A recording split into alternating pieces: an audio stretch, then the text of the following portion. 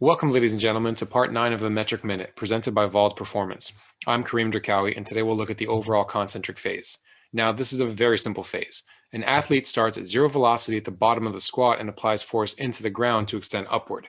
The athlete only has until they leave the ground to generate force, and whatever they're able to produce will determine their jump height and power output. Now, let's consider some jump strategies. Ideally, an athlete would have a huge force at zero velocity and maintain that force for as long as possible, thus yielding a higher concentric impulse.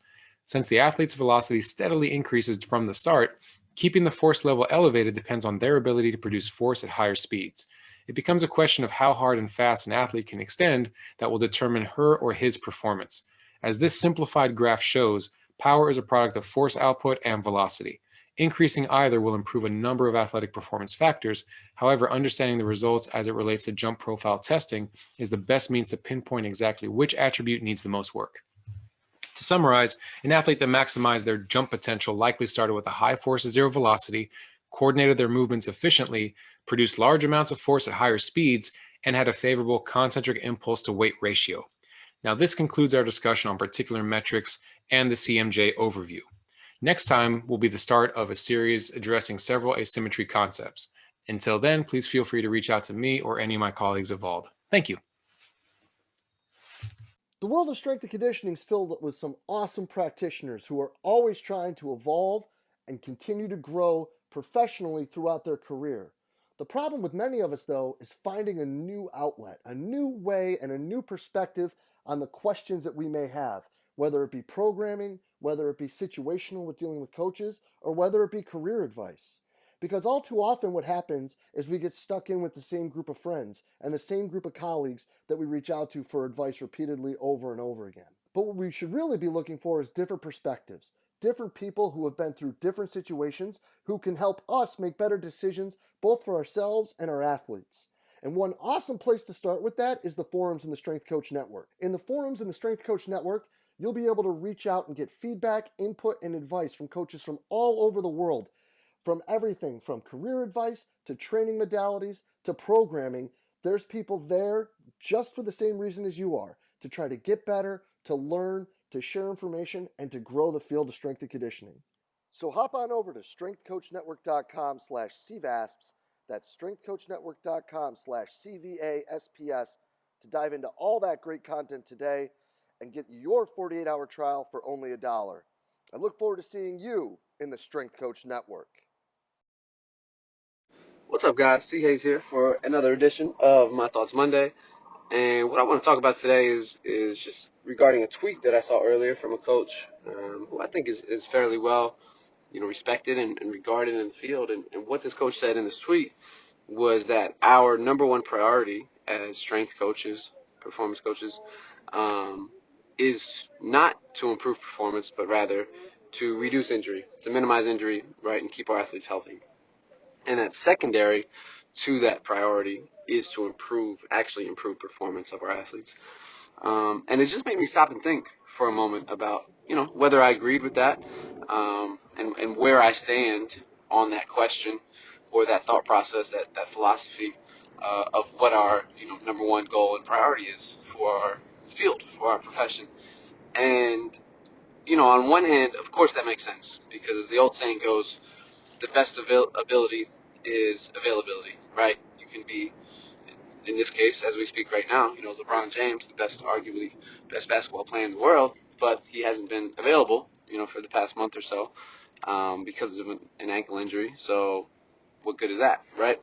And we could argue that old saying all day, and I don't necessarily agree with it, but it certainly does have merit, right? You can be a great athlete, super strong, fast, all of that, but if you're not healthy, what does it really matter, right?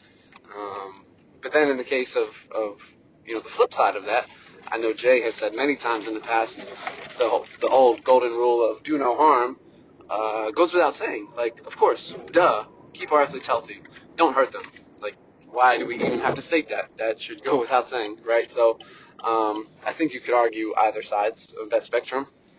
But again, it just made me stop and think about where I stand on this. And I think, like most things in our profession, while we love to tweet about them and social media about them and make it a binary black and white thing, right, to garner attention.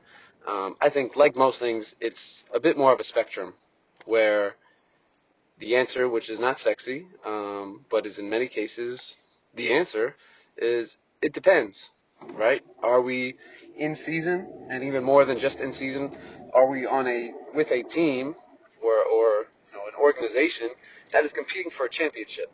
If that's the case, right, the LA Lakers, name whoever you want in professional sport especially, then yeah, the goal is probably just to keep them healthy.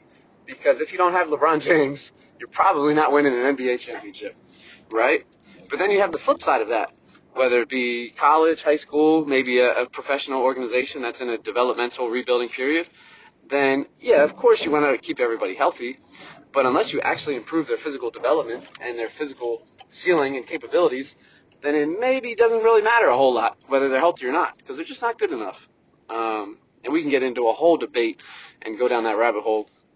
But I think what I'm getting at is just that, of course, it depends, right? And as the great Charlie Weingroff says, good training is good rehab, and rehab is training, right? They should, for the most part, go hand in hand.